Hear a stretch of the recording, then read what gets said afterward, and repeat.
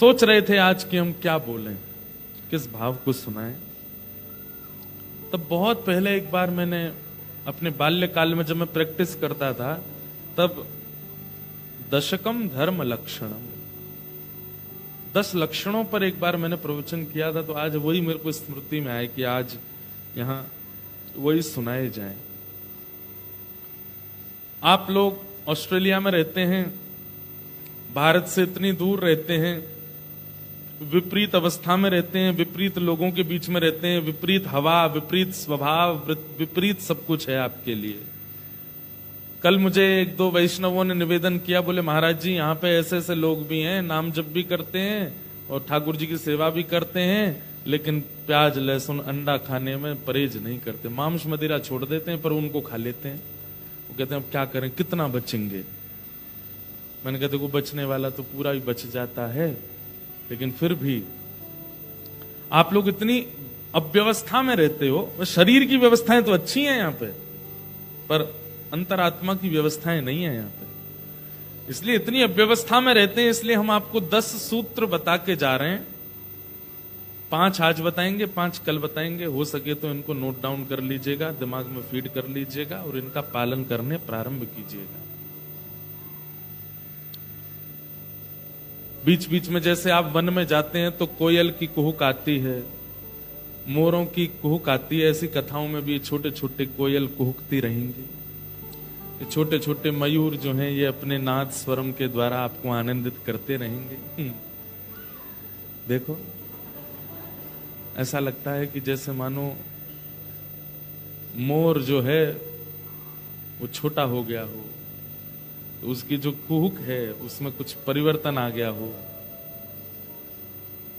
तो ये स्वर तो आते रहते हैं, इसकी हमको आदत हो गई है। बहुत ध्यान से सुनिएगा। धर्म के 10 लक्षण होते हैं।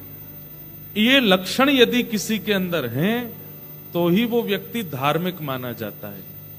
यदि इनमें से एक भी लक्षण उसके अंदर नहीं है और वो तिलक लगावे, वो कंठी पहने, वो सब प्रकार की क्रिया करे, वो धार्मिक नहीं माना जाएगा। धार्मिक मतलब, धार्मिक शब्द को चलो बाद में लीजिएगा, हरिप्रिय। हरिप्रिय मतलब हरि को जो प्रिय है।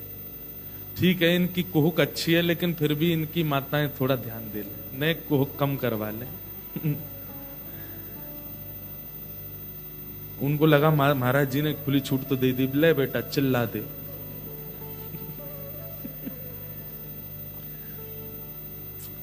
तो बहुत ध्यान से सुनिएगा। ये धार्मिक व्यक्ति के, और ऐसा कह दें कि हरिप्रिय, हरि को जो प्रिय हैं उनके 10 लक्षण हैं। ये लक्षण यदि आपके अंदर हैं तो ही आप ठाकुर जी के प्रिय माने। देखो ठाकुर जी सबके प्रिय हैं।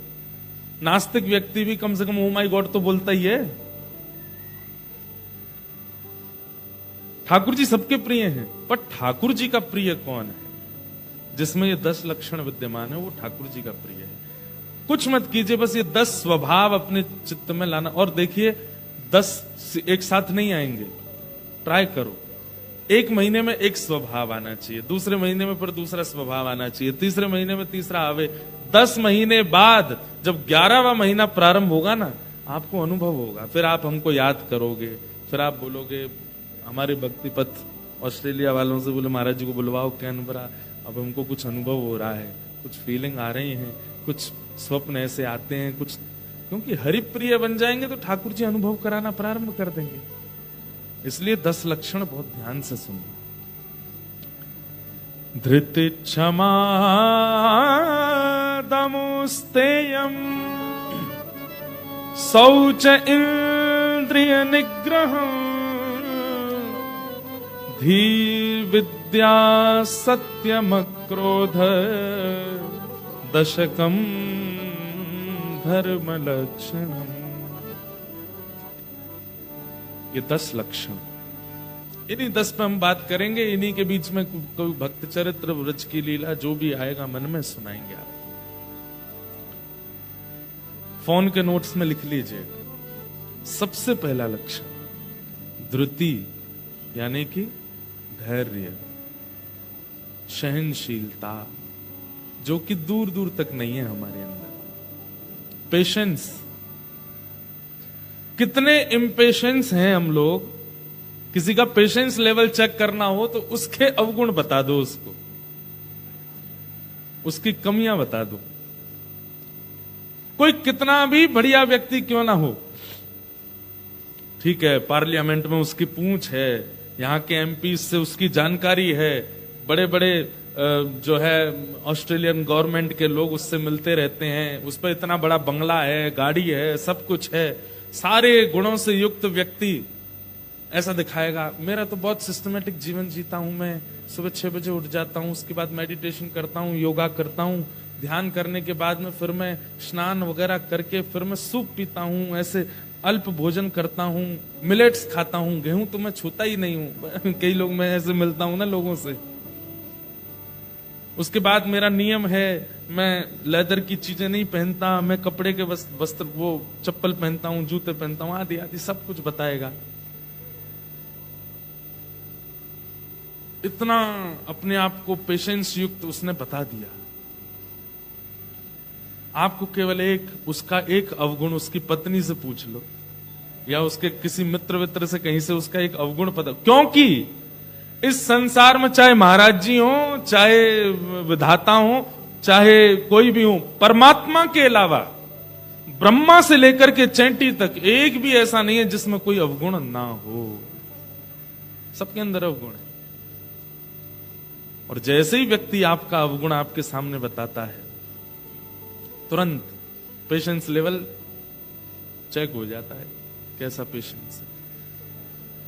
भैया बहुत अच्छी बात है, तुम सब कुछ है, लेकिन पता नहीं क्यों हमको तुम्हारे मुख से ना बड़ी चतुराई दिखते, चतुर हो तुम भीतर से, थोड़े चंट चालू से लगते हो हमको, स्पष्ट बोल। कई लोग होते हैं ना, हम तो जो होता मुंह पे बोल देते हैं, ऐसे लोग कभी किसी की सच्चाई बता दो, तुम तो ऐसे दिखते हो हमको, चेहरे का रंग बदल जाएगा, कहने का ढंग बदल जाएगा, मुखमंडल पे जितना ग्लो था ना सब लाल पड़ जाएगा। मेरी सच्चाई कैसे बता दी? पेशेंस का मतलब ये नहीं होता कि आप सह रहे हैं, कोई आपको सुना रहा है आप सह रहे हैं, भूख लग रही है भोजन नहीं मिल रहा आप सह रहे हैं। पेशेंस का मतलब होता है कोई आपके अवगुण बोल जाए और आप नेत्र बंद करके स्वीकार करके उस अवगुण को मान लें कि हाँ ये अवगुण मुझ में है और मुझे इस पर काम करना है। ये पेशेंस होता है। पेशेंस का मतलब स्थिरता नहीं होती, वह भी है पर वो करना इतना मुश्किल नहीं है। धृति, पेशेंस, ये पहला लक्षण है। 10 लक्षण सुन लीजिएगा, लेकिन वही बात है ना कि आप आगे के लक्षण सुनोगे तो ये वाला तो मुझ में है। पेशेंस भले ही नहीं है पर ये वाला तो मुझ में है। वही बात हो गई ना कि 10 सिड्डी हैं, 5वीं पे तो चढ़ जाऊंगा, पहली नहीं चढ़ पाऊंगा। ये कोई बात है? आपको जो ये लग रहा है ना कि आप 5वीं पे चढ़ गए हो, वो गलत फीलिंग आ रही है आपको। आप पहली नहीं चढ़ोगे तो 5वीं तक नहीं पहुंच सकते। वो केवल ऐसा कह लें कि वो केवल आपको लगता है कि आप उसमें निपुण हो, लेकिन आप उसमें निपुण हो नहीं, क्योंकि पहला नहीं होगा तो दूसरे पर नहीं, दूसरा नहीं तो तीसरा नहीं, तीसरा नहीं तो 5वां भी नहीं। इसलिए सबसे पहले पेशेंस।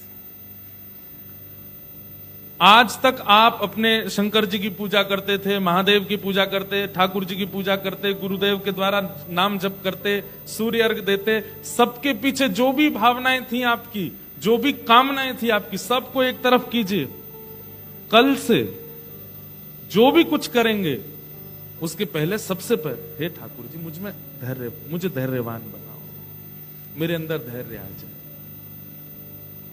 आप अनुभव करेंगे कि ये 10 लक्षण अगर आपके अंदर आ गए ना, तो जितनी भी संसार की बाकी की वस्तुएं हैं, या जो भी आपकी इच्छाएं हैं, या जो भी मस्तिष्क में आपके कंफ्यूजन चल रहा है, जो भी कुछ है, सब कुछ व्यवस्थित होने लग जाएगा।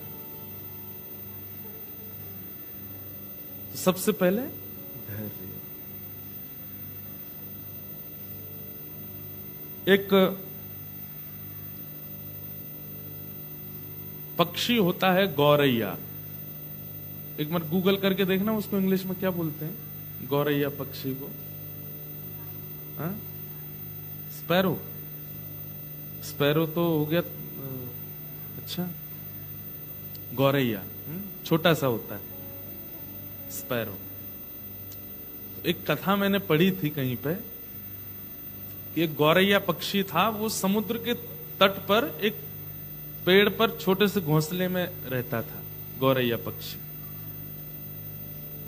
मादा पक्षी थी, उसके छोटे छोटे अंडे थे घोंसले में।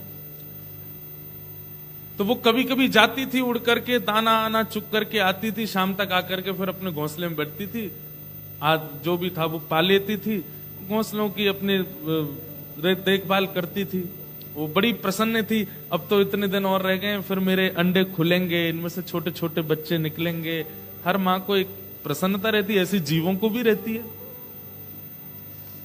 वो प्रतीक्षा कर रही थी बस कि उसके जो घोंसले में अंडे हैं उनमें से बालक बाहर आएंगे। इतने में पता नहीं क्या हुआ कि एक ज्वार भाटा समुद्र में आया, जोर की लहर आई और गौरैया गई हुई थी कहीं दाना चुगने के लिए, और उस लहर में पेड़ से वो घोंसला जो है वो बह करके समुद्र के अंदर चला गया। गौरैया पक्षी जब लौट करके आई तो उसने देखा कि उसका घोंसला नहीं है।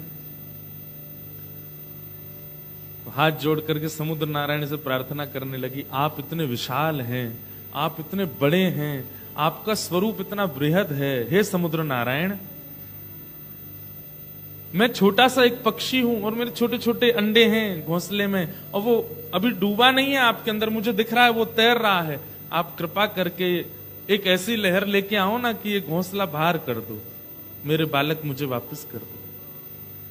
मुझे पता है कि ये बहुत बड़ी बात मांग रही हूं मैं आपसे, लेकिन आप यदि ये कर देंगे तो इसमें आपकी महानता है कि एक छोटे से पक्षी की आप बात सुन रहे हो।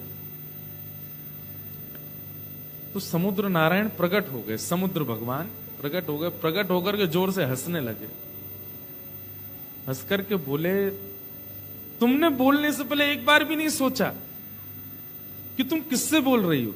मैं समुद्र हूं, मेरा इतना विशाल रूप है, मैं इतना बड़ा हूं, मुझे फुर्सत नहीं है, और तुम छोटी सी पक्षी मेरे से कह रही हो घोंसला वापस कर दो। मतलब तुम सोच भी कैसे सकती हो ऐसा मुझसे बोलना? बोले, मुझे लगा कि आप इतने विशाल हैं तो आपका हृदय भी विशाल होगा, इसलिए बोल रही हूं। बोले, लौट जाओ, मुझ पे समय नहीं है, ये छोटी छोटी काम करने लग गया तो कितने लोग आ जाएंगे मेरे पास, हमारा ये कर दो, हमारा ये कर दो। लाखों करोड़ों की तादाद में मछलियां रहती हैं, वो सब कभी कभी बोलने लगेंगे हमारी ये बात मान जाओ। ऐसे थोड़ी होता है, स्तर पर बात की जाती है। थोड़ा अभिमान से समुद्र ने प्रत्युत्तर दिया। ध्यान से सुनना। गौरैया पक्षी ने बहुत प्रयास किए कि आप मान जाओ, नहीं माने। तो गौरैया पक्षी बोली, देखो आप नहीं मानोगे तो मैं आपको सुखा दूंगी। समुद्र नारायण बोले, तुम सुखाओगी मुझे? बोले, हाँ। कितनी सी हो तुम? एक लहर में तुम्हारे परखच्चे उड़ जाएंगे सारे, दिखोगे नहीं, अस्तित्व खत्म हो जाएगा, और मुझे सुखाओगी तुम? बोले, मैं सुखा दूंगी। कैसे सुखाओगी? तो गौरैया पक्षी छोटी सी गई और अपनी चोंच खोल के समुद्र का जल मुख में भरा और दूर जाकर के एक जगह खला दिया। बोले, ऐसे मैं पूरे जल को खला दूंगी, दूसरी तरफ तुमको सुखा दूंगी। समुद्र बोले, वाह, बहुत बढ़िया, करो, लगो। समुद्र नारायण तो हंस करके चले गए, लेकिन वो गौरैया पक्षी लगी, मुख में जल भरे, दूर फेंके, फिर भरे, फिर फेंके, फिर भरे, फिर फेंके। उसको देख करके दो चार गौरैया पक्षी और लगे। बोले, बताओ ये इतनी सी है, समुद्र को कम करने के लिए इसने ये बेड़ा उठाया, हो नहीं सकता हम जानते हैं, पर ये कर तो रही है फिर भी। और धैर्यता के साथ सब लगे हैं कार्य को करने में। गौरैया पक्षियों को देख करके अन्य पक्षी प्रजातियों ने सोचा, जब ये लग रहे हैं तो हम क्यों नहीं लगे? तोते भी आ गए, साथ में कोयल भी आ गए, कौवे भी आ गए, जितनी पक्षियों की प्रजाति, सबके मन में आया कि समुद्र सूख तो नहीं सकता, पर ये गौरैया जब हार नहीं मान रही है, इतने धैर्यवंत होकर के कर रही है, तो हम क्यों ना इसकी सहायता करें। सब लोग लग गए। देखते ही देखते पृथ्वी पर जितनी पक्षियों की प्रजाति है सब एक साथ इकट्ठे हो गए और किलोमीटरों अंदर तक समुद्र में केवल पक्षी ही पक्षी हैं। अपनी चोंच में जल भरते हैं और ले जाके बाहर फेंकते हैं। समुद्र हंस रहा है, बोले करो। तुमको पता है तुम एक क्षण में जितना जल लेकर के बाहर फेंकते हो उसका 1,00,000 गुना ज्यादा जल हर क्षण मुझ में आ भी रहा है, हजारों नदियों से। क्या कर लोगे इससे तुम? पक्षी सब बोले हम करते रहेंगे, चाहे तुम बिल्कुल कम ना हो, धैर्य नहीं छोड़ेंगे। आकाश मार्ग में भूचाल आ गया, सारे पक्षी पृथ्वी से एक जगह इकट्ठे हो गए, समुद्र को हल्का करने में लगे। खबर पहुंची नारद जी के पास। नारद जी महाराज ने आकाश से देखा तो किलोमीटरों अंदर तक पक्षी पक्षी पक्षी पक्षी समुद्र के ऊपर है, चोंच में जल भरते हैं, किनारे पर ले जाके फेंकते हैं। एक जगह तालाब जैसा बन गया है समुद्र का। नारद जी महाराज ने मन में विचार किया कि ये समुद्र कभी हल्का हो नहीं सकता, समुद्र कभी सूख नहीं सकता। इसीलिए तो वो नारायण का स्वरूप माना जाता है, क्योंकि वो कभी खत्म हो ही नहीं सकता। लेकिन इन पक्षियों का धैर्य देखो, इन पक्षियों की लगन देखो, इन पक्षियों का विश्वास देखो, ये लगे हैं करने में। लेकिन समुद्र का जो अभिमान है ये अच्छा नहीं है। अगर समुद्र को थोड़ा अनुभव हो जाए कि वो घट रहा है तो अच्छा हो जाएगा। तो नारद जी महाराज सीधे गए गरुण जी के पास, भगवान के वाहन गरुण। गरुण जी से जाकर के कहा तुम्हारी प्रजाति के पक्षी सब लगे हैं समुद्र को हल्का करने में और तुम आराम से आनंद कर रहे हो। गरुण बोला मैं क्या कर सकता हूं, मुझे पता तो चला था लेकिन इसमें कुछ हो तो सकता नहीं, पक्षी पागल हैं सारे, क्यों कर रहे हैं, हो ही नहीं सकता ये काम। बोले हो नहीं सकता, लेकिन तुम चाहो मैं चाहूं सब चाहे तो नहीं हो सकता, लेकिन जिनको तुम कमर पे बैठा के चलते हो वो चाह जाए तो सब हो सकता है। अपनी पक्षियों की एक बार पक्षधर बन जाओ, कह दो उनसे, और सुखाए ना समुद्र को, लेकिन समुद्र को अनुभव तो करा दें कि वो भी सूख सकता है। गरुण जी बोले ठीक है। मैं रात में जब ठाकुर जी शयन कर रहे थे, शयन करते हुए ठाकुर जी के चरण दबा रहे थे गरुण जी, और चरण दबाते दबाते दबाते दबाते गरुण जी ने अपने मन की बात कही। बात सुनकर के ठाकुर जी बोले मुझे दृश्य दिखाओ। जैसे दृश्य देखा ठाकुर जी बोले एक छोटे से गौरैया पक्षी के पीछे ये करोड़ों पक्षी लगे हैं समुद्र को सुखाने। बोले हाँ जी। और बोले घोंसले के लिए, घोंसला नहीं लौटाया समुद्र ने, हंस करके कह दिया छोटे छोटे लोगों की बात नहीं मानूंगा मैं। ठाकुर जी बोले ये तो अभिमान अच्छा नहीं है। बोले भगवान हम आपसे एक बात चाहते हैं, दुनिया का कोई भी व्यक्ति चाहे तो समुद्र नहीं सूख सकता, लेकिन आप चाह जाओ तो हो जाएगा। बोले समुद्र अगर सुखा दिया तो नूतन प्रलय हो जाएगा। बोले सुखाइए मत, पर समुद्र को अनुभव करा दीजिए कि वो भी सूख सकता है। ठाकुर जी बोले ठीक है। तुरंत भगवान ने अपने सुदर्शन चक्र को आज्ञा की, हे सुदर्शन नारायण 12 सूर्य 12 सूर्यों के समान तपायमान हो जाओ तुम, और जाकर के समुद्र के ऊपर द्रुत गति से दौड़ने लगो। तो एक तो सुदर्शन चक्र वो पहले ही महाज्वाला, सुदर्शन महाज्वाला, महाज्वाला है, अग्नि वहीं से प्रकट होती है भगवान के सुदर्शन से। और उनको भी ठाकुर जी ने कहा कि तुम 12 सूर्यों के समान, एक सूर्य का ताप नहीं सह पाते हम लोग। और आपके ऑस्ट्रेलिया में तो वैसे ही बताते हैं कि यहां ओजोन लेयर में कुछ है डिफेक्ट, ऐसे सूर्य का प्रकाश आता है कि लोगों को स्किन कैंसर हो जाता है, स्किन की बीमारी हो। मतलब अगर ओजोन लेयर नहीं हो तो सूर्य की डायरेक्ट रेज हम सहन भी नहीं कर सकते, जबकि करोड़ों किलोमीटर दूर है हमसे। ऐसे एक सूर्य की ताप नहीं सहन कर पाते, ऐसे 12 सूर्यों के समान तपायमान हो गए कौन? सुदर्शन जी। एक सूर्य तो आकाश में था, लेकिन तभी समुद्र नारायण ने देखा ये दूसरा सूर्य कहां से आ रहा है।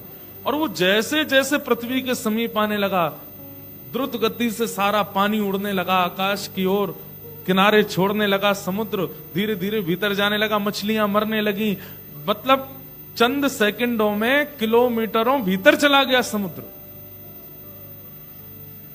उसी समय समुद्र नारायण प्रकट हो गए, सुदर्शन भगवान से प्रार्थना की, बोल भगवान मुझे मत मारिए, आप क्या कर रहे हैं, प्रलय हो जाएगा।